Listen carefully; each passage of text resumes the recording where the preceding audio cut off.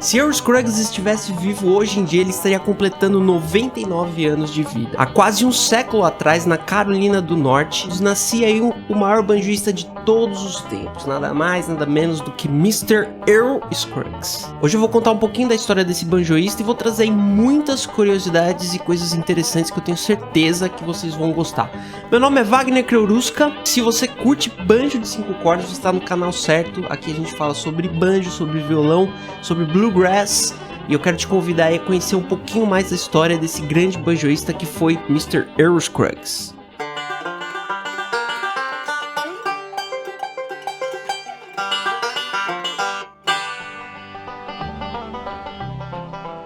É isso aí, pessoal, estamos começando 2023 e eu tô trazendo aqui essa nova série pro canal. Todo mês eu vou contar a história de um banjoísta, de um banjo hero, né, que são os grandes banjoístas aí que fizeram a história do instrumento. E a grande ideia por trás disso é não só contar uma história interessante para vocês sobre esses grandes musicistas, mas também apresentar aí novos banjoístas, né, trazer músicas, álbuns, muita coisa que foi lançado. Para todo mundo que estuda banjo é muito importante a gente conhecer essa história. E eu não poderia deixar de começar essa série falando exatamente desse que pra mim é o maior banjoista de todos os tempos, um cara que revolucionou, né, não só na forma dele de tocar, mas na forma como ele abraçou o banjo de 5 cordas e levou para outras pessoas e mostrou isso pro mundo em várias coisas, isso que a gente vai falar aqui hoje inclusive.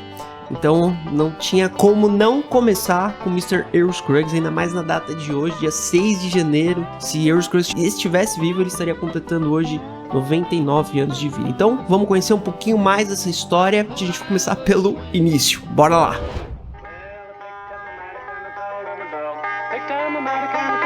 Earl Scruggs nasceu no dia 6 de janeiro de 1924 em um pequeno vilarejo agrícola chamado de Flint Hill, no condado de Cleveland, Carolina do Norte. Se você, como eu, já conhece um pouco das músicas de Earl Scruggs, vai perceber que esse é também o nome de uma de suas músicas instrumentais mais conhecidas. Que música é essa? Flint Hill Special. O mais novo de uma família de 5 filhos, Earl Scruggs teve que aprender a lidar com o trabalho na roça desde cedo. Ele perdeu o pai quando ele tinha apenas 4 anos de idade e sua infância foi basicamente ajudando sua mãe e irmãos a lidar com a vida no campo. A família foi sempre muito musical. O pai de Earl Scruggs tocava banjo no estilo clawhammer e ele diz ter breves memórias de seu pai tocando. Sua mãe tocava órgão, seus irmãos e irmãs todos tocavam um pouco de violão e um pouco de banjo também. O primeiro contato de Earl Scruggs tocando banjo foi tocando clawhammer, do jeito que ele via os seus irmãos e seu pai tocando.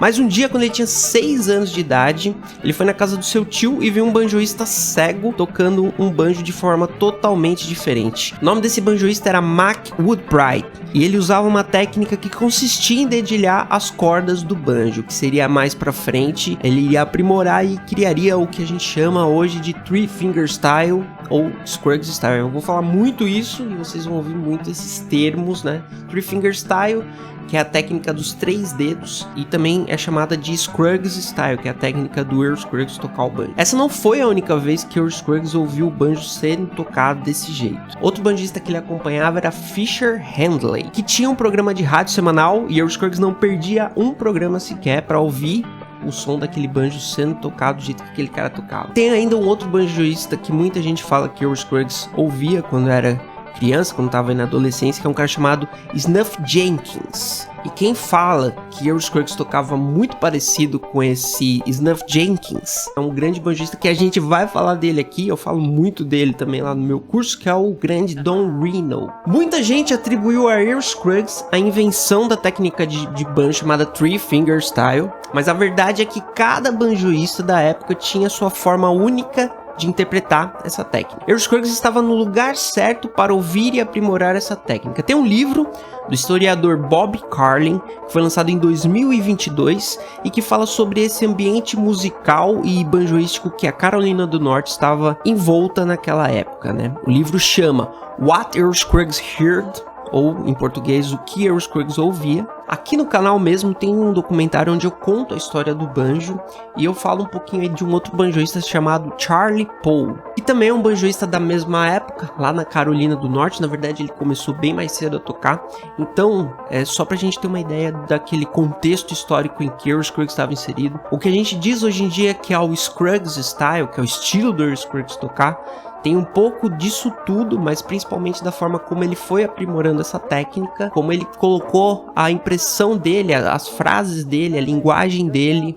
ali no instrumento, e isso depois foi replicado por praticamente todos os banjoístas que vieram na sequência até o dia de hoje. Desde cedo, Earl Scruggs sempre foi muito empenhado no objetivo de aprimorar essa forma de tocar banjo. Se o pequeno Earl Scruggs não estivesse ajudando a família nas tarefas da fazenda ou na escola, ele com certeza estaria praticando, tocando banjo de 5 cordas lá na varanda da casinha dele, no meio da fazenda. Tem uma história que ele e seu irmão, chamado Horace Scruggs, costumavam tocar junto nessa varanda que eu falei agora, e às vezes eles saíam andando, um de cada lado da casa, tocando para tentar se encontrar do outro lado e perceber se eles estavam tocando a música ainda no mesmo tempo, no mesmo compasso. Imagina quão difícil é isso, né? Às vezes a gente tem dificuldade de tocar com o metrônomo que tá aqui do nosso lado, com aquele bip aqui, e eles, cada um deles saía tocando a mesma música, um de cada lado da casa, ou seja, eles iam se ouvir cada vez menos, e eles tentavam se encontrar do outro lado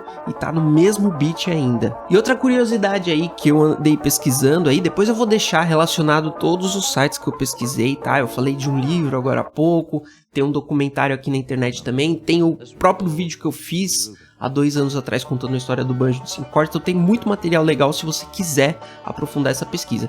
E eu li nessa matéria, uma matéria do New Yorker, que diz também que depois de uma briga que o Scruggs teve com esse irmão dele, que tocava violão com ele, que ele foi para um canto tocar banjo e esfriar um pouco a cabeça. O que ele fazia? Ele tocava banjo para esfriar a cabeça, igual muita gente aqui, inclusive eu. E foi ali, estudando, ele começou a passar uma música que ele já conhecia bastante, uma música chamada Reuben. Reuben, inclusive, tem uma aula aqui no canal, vou deixar mais um card aqui em cima, você pode conferir essa aula completa. Foi quando ele percebeu que em vez de 2 dedos, ele estava começando a usar 3 dedos, e aí deu um estalo na cabeça dele, ele falou, meu Deus, consegui! Era isso que eu queria chegar. E foi aí que o jovenzinho Earl Scruggs descobriu que ele tinha aprimorado sua técnica e chegado numa forma nova e diferente de usar os 3 dedos, e conseguiu isso depois de muitas tentativas, né? Imagina, né?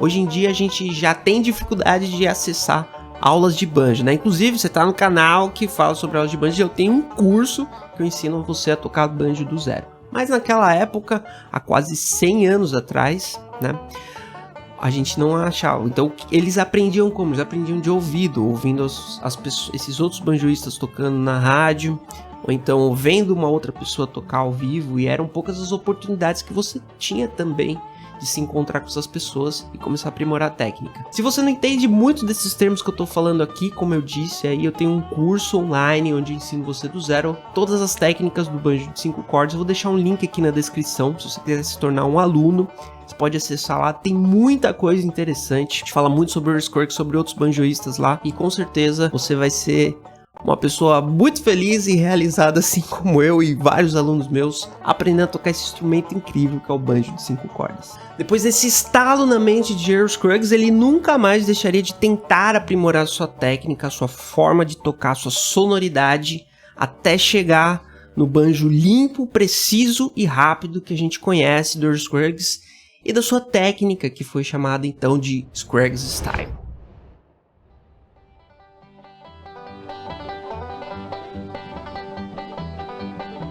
Antes de começar a tocar profissionalmente, ele se mudou com a mãe dele para a cidade mais próxima, cidade maior, né? Porque ele morava num condado, numa comunidade pequena ali de Flint Hill. Ele mudou para uma cidade mesmo, que é uma cidade chamada Shelby. Tá? Hoje em dia você pode visitar essa cidade se você for na Carolina do Norte. Essa cidade existe, tem lá um museu, a casa onde Earl Scruggs morou com a mãe dele durante muito tempo. Então é um roteiro aí, se você estiver indo para os Estados Unidos e quiser conhecer mais da história do banjo viva na sua frente, é um lugar legal para você conhecer. Quando ele se mudou para essa cidade, ele começou a trabalhar numa indústria e ajudava a mãe dele Como filho mais novo, ele não estava casado ainda, ele começou a cuidar da mãe dele, e foi aí que um belo dia a mãe dele começou a incentivar ele a seguir a carreira musical. A mãe dele achava que ele tocava muito bem o banjo. Ela disse isso pra ele, né? Resolveu incentivar ele a tentar buscar uma forma de começar a tocar profissionalmente. E a gente pode imaginar que não foi difícil para Earl Scruggs ganhar a projeção que ele teria, né, naquele momento, porque ele já estava ali com aquela técnica de banjo. Foi aí que alguns anos depois disso, ele chegou a realizar um dos grandes sonhos dele, que é ir tocar no Grand Ole Opry, com ninguém menos do que o cara mais notório do meio do bluegrass, na verdade, quem estava ali criando essa cena de bluegrass, Mr. Bill Monroe. Hey, listen, Mr. Bill Monroe. Thank you, Earl Scruggs.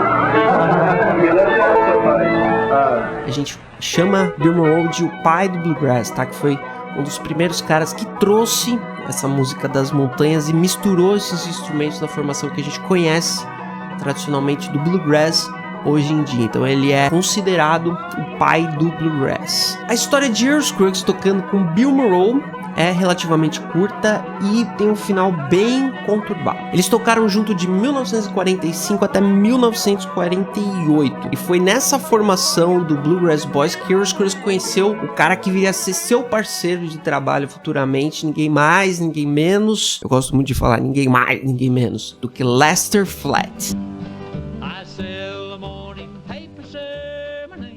Earl Scruggs disse que tocar com Bill Monroe era muito divertido, mas eles trabalhavam muito. Às vezes eles chegavam a fazer 6 shows num único dia, saindo de um lugar para o outro, eles mesmos dirigindo o carro, tirando equipamento. Às vezes eles falavam que tocavam sem energia elétrica, ou num lugar que nem pavimentação tinha para você chegar. E fala até que foi pura sorte, fazendo essas loucuras de sair dirigindo vários quilômetros por dia. Foi pura sorte eles não terem morrido nessa época, porque era realmente muito puxado. E foi com Bluegrass Boys e Mr. Bill Monroe que Earl Scruggs lançou a música Bluegrass Breakdown. Grava bem esse nome aí dessa música, Bluegrass Breakdown, que a gente vai falar muito sobre ela. Bill Monroe negou a autoria a Earl Scruggs dessa música, e isso deu muito pano pra manga no futuro, como a gente ainda vai perceber. O fato é que, em 1948, Earl Scruggs anunciou que sairia do Bluegrass Boys, alegando que tinha que voltar para Shelby para cuidar de sua mãe. Outro motivo seria também estar cansado dessas longas horas na estrada, dessas viagens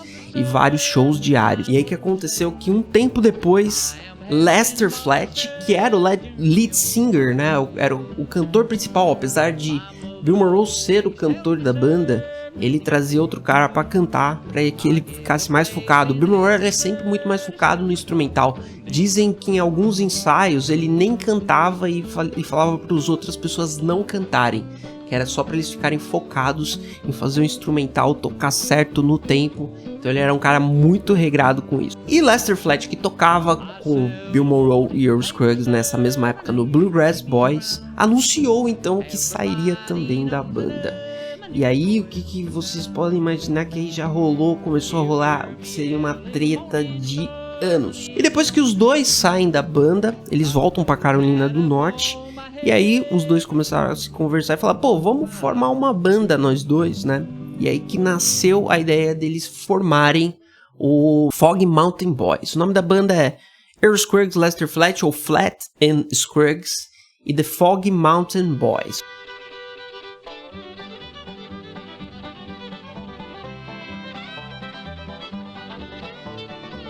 E eles dizem que isso foi uma coisa espontânea, que não era algo que eles já estavam planejando fazer. Mas o fato é que, no momento que eles saem da banda, Bill Monroe achou muito estranho os dois quererem sair no mesmo momento da banda.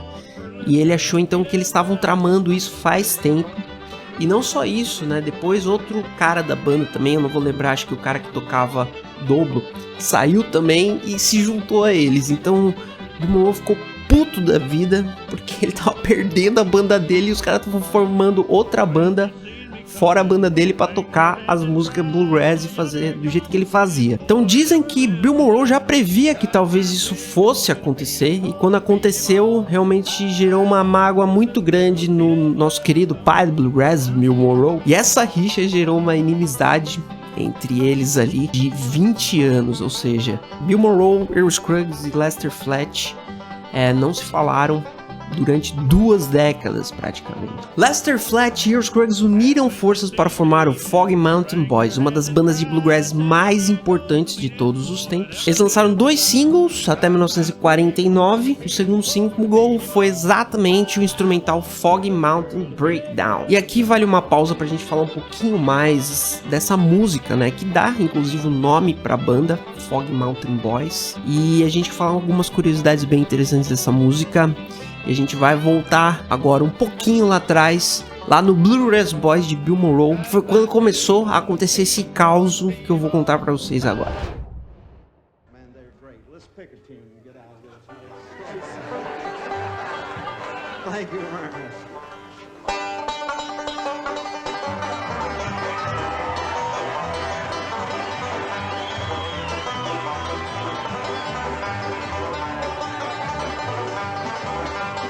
Eu achei melhor fazer um adendo sobre Foggy Mountain Breakdown por alguns motivos. Primeiro, porque essa música deu nome à banda de Earl Scruggs e Lester Flatt. Segundo, porque ela é uma variação de um outro tema, já falei lá atrás no vídeo, um tema chamado Bluegrass Breakdown, que era tocado pelos Bluegrass Boys de Bill Monroe, na época que tinha Earl Scruggs e Lester Flatt na banda. Essa música, Bluegrass Breakdown, tem uma única diferença em relação ao Foggy Mountain Breakdown. A diferença é um único acorde, ou seja, em Foggy Mountain Breakdown, que a gente conhece mais aí, ficou mais icônica, a gente sabe que ela é uma música que é em sol e ela vai ali pro Mi menor. A Bluegrass Breakdown, que é a outra música que eles tocavam antes com Bill Monroe, ela em vez de ir pro Mi menor, ela vai pro Fá. Mas todo o resto da música é praticamente igual, ou seja, a única diferença que tem dessa música é que no momento em que o Scruggs vai para o Mi menor, na Bluegrass Breakdown ele vai para um Fá maior. Isso é uma coisa muito interessante, porque na verdade a gente tem até aí o que a gente chama de Foggy Mountain Lick, né? Eu vou deixar até ter um card aqui, onde eu ensino você a fazer esse lick. É um lick que ficou bem clássico por causa dessa música, né? Da Foggy Mountain Breakdown. E esse lick ele é usado exatamente da mesma forma no começo da música ali, exatamente como é Foggy Mountain Breakdown em Bluegrass Breakdown, ou seja, mesmo que Bill Monroe depois não tenha acreditado Earl Scruggs de ter composto a música, eu tenho uma teoria. Eu tenho a teoria de que essa música ela é originalmente de Earl Scruggs. E na minha teoria, eu acredito que ela já era com Mi menor antes, que era a forma como Earl Scruggs queria tocar ela. E aí veio o Bill Monroe e falou: Scruggs, eu acho que se a gente colocar o Fá ali vai ficar mais legal, vai ficar mais com o som das montanhas, Apalaches, me lembra mais essa sonoridade. E aí ele foi lá e registrou a música no nome dele. E aí, evoluindo um pouquinho a minha teoria, né, eu acredito que foi meio que uma vingança do Earl Scruggs quando ele saiu da banda. Ele falou assim: não, vou formar um Foggy Mountain Boys, que é o nome da música que eu fiz e que foi roubada de mim, e vou tocar essa música do jeito que eu sempre quis tocar ela, usando Mi menor em vez de Fá. Essa é só uma teoria maluca minha, né? Então já deixo bem claro que é uma coisa que eu estive pensando e pesquisando, eu cheguei, né? Não existe nenhuma comprovação em relação a isso que eu disse, mas é interessante a gente pensar nisso tudo também, né?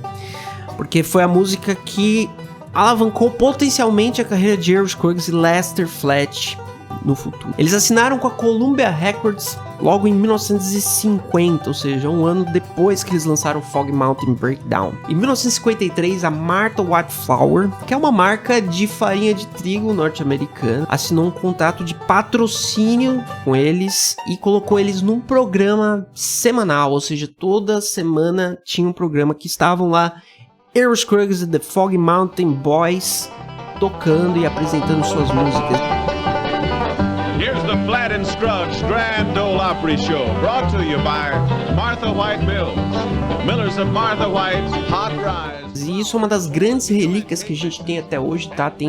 A gente pesquisa aí no YouTube, a gente tem os vídeos dessa época, desses programas, E é muito legal porque ali a gente vê a formação dos caras, os microfones que eles usavam para tocar ao vivo, a gente vê as propagandas da Martha White Flower, os cenários montados, tudo isso em preto e branco. Eu acho demais, e se você puder aí pesquisar e assistir esses programas, vale muito a pena para você entrar mais nesse universo do que tava rolando ali com Foggy Mountain Boys naquela época. Com os apoios e patrocínios e com toda a exposição que Flat and Scruggs receberam tanto na rádio como na TV, eles se tornaram um dos grandes nomes da música country na década de 60, emplacando vários hits nas paradas de sucesso. Curiosamente, um dos primeiros foi uma música que nem banjo tinha, uma música chamada Cabin on the Hill.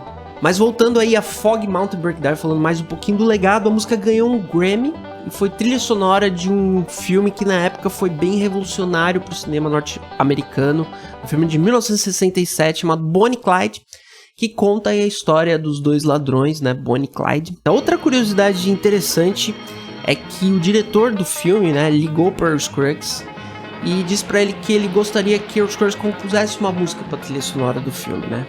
E Earl Scruggs falou com ele: não, beleza, a gente vou compor aqui um tema de banjo bem legal, vai ser massa pra caramba. E aí os dois ali fizeram um acordo verbal ali por telefone mesmo. E aí Earl Scruggs desligou, foi lá tocar o banjo dele e 10, 15 minutos depois o diretor ligou pra ele de novo: ô, cara, sou eu aqui de novo. Eu tava ouvindo uma gravação de uma música de vocês, uma música chamada Foggy Mountain Breakdown, e eu quero usar essa música, essa gravação no meu filme. Aí o Scruggs falou: nossa, mas essa gravação é lá de 1949, né? Faz muito tempo, faz quase 20 anos que a gente fez essa gravação. O ideal seria a gente gravá-la de novo, né? Aí o cara falou: não, eu quero usar essa música, essa gravação desse jeito, porque acho que vai ser um sucesso desse jeito. E foi um sucesso do jeito que foi, ou seja, Earl Scruggs só teve sua música alavancada mais de 20 anos depois da primeira gravação dela, né, de 1949. Como eu disse aí, o filme foi um sucesso, chegando a ser descrito pelos críticos da época como um marco e o início de uma nova era do cinema norte-americano. E eu só fico imaginando se a minha teoria tiver certa, o quão gostinho de vingança, né, Earl Scruggs teve ali depois de ver a música dele sendo passada em todos os cinemas dos Estados Unidos, do exterior e tudo mais, fazendo aquele grande sucesso. E o quão o Bill Monroe ficou arrependido de ter escolhido aquele Fá em vez do Mi menor. Olha só como uma nota teria mudado toda a história de uma música, né? E mais uma curiosidade sobre Foggy Mountain Breakdown, prometo que a última ia ser muito legal também. A música, ela tem um Mi menor lá, o banjo vai pro acorde de Mi menor. Só que Lester Flatt, que tocava violão com Earl Scruggs, sempre fazia um Mi maior. Toda vez que eles tocavam a música, ele, em vez de fazer um Mi maior, ele fazia um Mi maior, um Mi menor, ele fazia um Mi maior. E dava aquela dissonância, e Earl Scruggs falava pra ele: não, faz um Mi menor. Earl Scruggs disse que tentou várias vezes sentar com o Lester e falar pra ele que ele tinha que fazer um Mi menor, mas que não adiantou. Ele continuou fazendo Mi maior. E ele acabou se acostumando e acabou deixando a música desse jeito mesmo. E até hoje, muita gente ainda toca Foggy Mountain Breakdown, né? Principalmente quem tá fazendo violão, indo pro Mi maior em vez do Mi menor.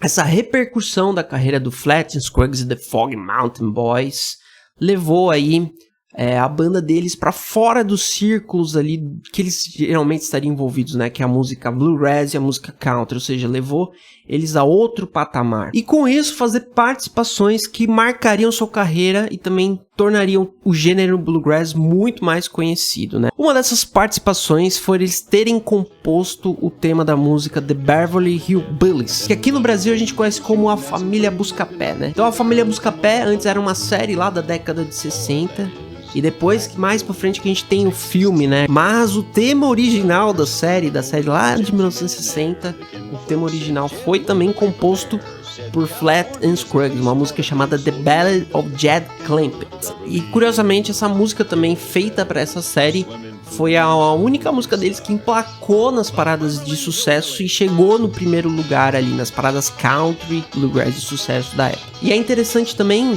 que eles não só gravaram essa introdução, né, da série, como eles aparecem em vários episódios. E eles vão lá na casa, tomam um café, tocam uma música.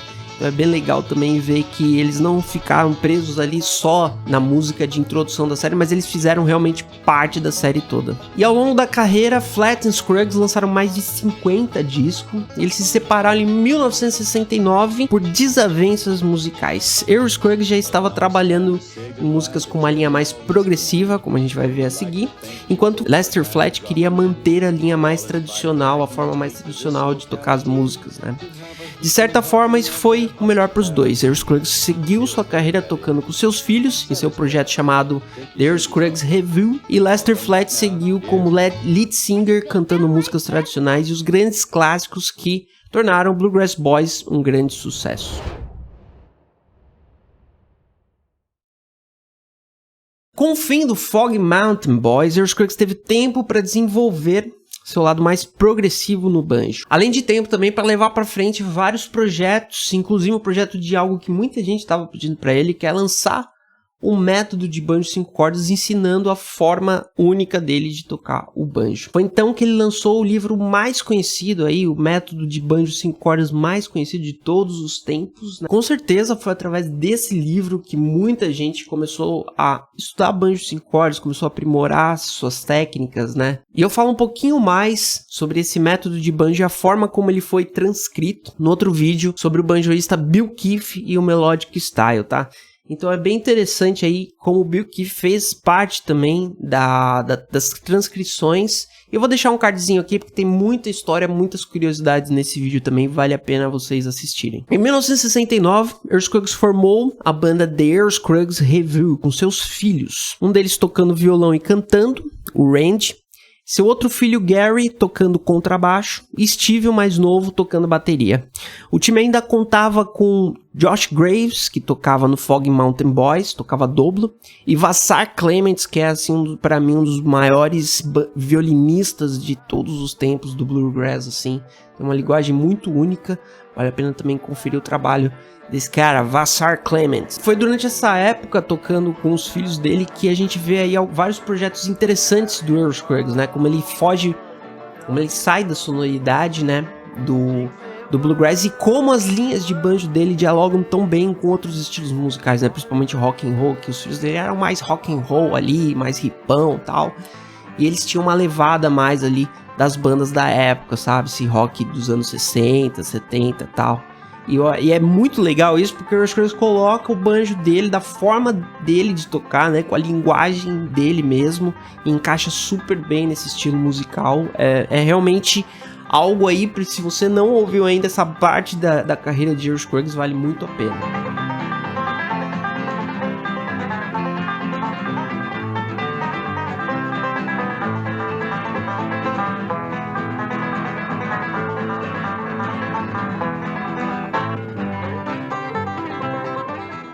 Uma das primeiras apresentações do Earl Scruggs Revue foi durante um festival em novembro de 1967 em Washington DC, um festival pelo fim da Guerra do Vietnã. Na verdade, Earl Scruggs e seus filhos foram uma das poucas bandas, isso é triste, country bluegrass que se posicionaram contra a Guerra do Vietnã na época. E isso, de certa forma, foi até bom para eles, porque deu uma repercussão, levou eles para dentro dos círculos universitários e da galera que participava ali dos protestos e tudo mais.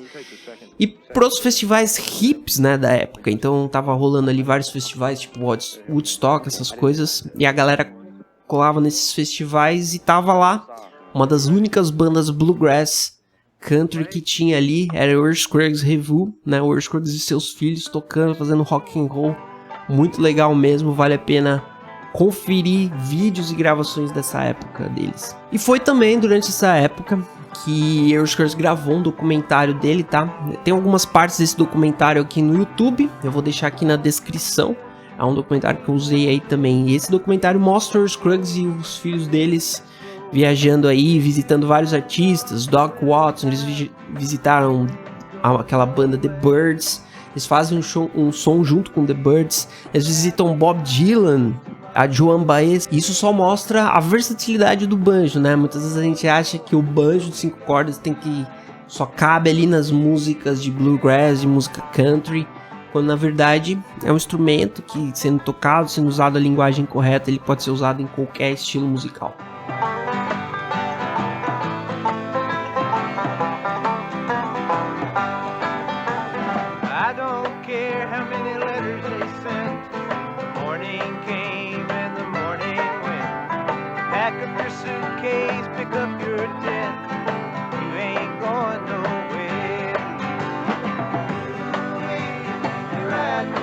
Earl Scruggs sempre foi um grande visionário, isso coloca ele como sendo um grande ícone desse instrumento que é o banjo de 5 cordas. Como eu disse, ele foi além desses círculos do country e do bluegrass, mas ele não deixou de participar desses círculos também, né? Um outro grande projeto que Earl Scruggs levou mais pra frente foi a gravação de um disco chamado Will the Circle Be Unbroken, né? Essa música dá um nome ao disco, onde Earl Scruggs aí foi uma peça-chave aí, né? A ideia de tocar essas músicas, ele chamou vários artistas das antigas do bluegrass, da música country, né? Como Doc Watson, Del McCoury, e ele trouxe a galera da nova geração também e fez todo mundo gravar junto ali. Entre outras curiosidades sobre a vida de Earl Scruggs, que eu tive pesquisando aí, eu descobri que ele sofreu 2 acidentes aí, que depois trouxeram vários problemas de saúde pra ele, inclusive o problema que fez ele se aposentar depois, deixar de tocar ao vivo, né? Ele sofreu um acidente de carro, lá nas primeiras tours que eles faziam, e depois ele sofreu um acidente de avião, e aí eu me pergunto, porque eu não achei mais informações, se realmente o avião caiu ou se de repente foi um acidente ali em solo. E falando desses problemas decorrentes aí de acidentes e tudo mais, Earl Scruggs se aposentou em 1980, né? Com praticamente 30 anos de carreira. E não é pouco não, imagina, 30 anos segurando aquele banjo pesado, que já segurou um Gibson Mastertone, vai saber o quanto pesa esse banjo, tocando ao vivo aí. Ele se aposentou e disse que um dos grandes motivos era realmente um problema que ele tinha nas costas, né, de não aguentar ficar muito tempo em pé e tudo mais. Mas isso não impediu que ele gravasse e fizesse outras gravações, né? Ele fez gravações até 1983 e depois ele ficou um grande período sem gravar nada. Na verdade, ele ficou praticamente 17 anos sem gravar nada. E foi lá em 2001 que ele reuniu de novo outros artistas, vários artistas, dessa vez vários artistas famosos como Elton John, Johnny Cash, o Sting, Steve Martin, pra quem não sabe, também toca banjo de 5 cordas. Ele reuniu essa galera, esse time incrível, pra gravar aí um disco chamado Earl Scruggs and Friends, que é um disco lá de 2001. E é bem legal, né? A gente pesquisa aí, tem até um videoclipe ele tocando Fog Mountain Breakdown, toda essa galera. A gente já vê o Earl Scruggs vovozinho ali, tocando banjo. E esse é um pouquinho da história de Mr. Earl Scruggs que eu compartilho aqui com vocês, né? Infelizmente, Earl Scruggs já morreu no dia 28 de março de 2012. Ele nos deixou fisicamente, mas o legado dele tá aí no universo do banjo de 5 cordas. Não tem como falar sobre banjo americano, banjo country, sem falar de Mr. Earl Scruggs. Espero que vocês tenham gostado. Mês que vem tem mais um Banjo Hero, mais uma história sobre os Banjo Heroes. Se você curtiu, deixa seu joinha aí, se inscreve no canal, muito importante. E esteja apoiando a gente, né? Vocês viram aí que esse é um vídeo mais detalhado, tem toda uma pesquisa histórica, edição e tudo mais. Eu tenho certeza que vocês imaginam quão trabalhoso é isso. Se vocês quiserem ajudar esse canal, incentivar esse trabalho, eu agradeço muito vocês. Vou deixar aqui embaixo também os links do Apoia-se e do Patreon, para vocês poderem fazer contribuições que serão muito bem-vindas aqui pro nosso canal. É isso aí, galera. Muito obrigado a todos vocês. A gente se vê na próxima. Valeu, até mais!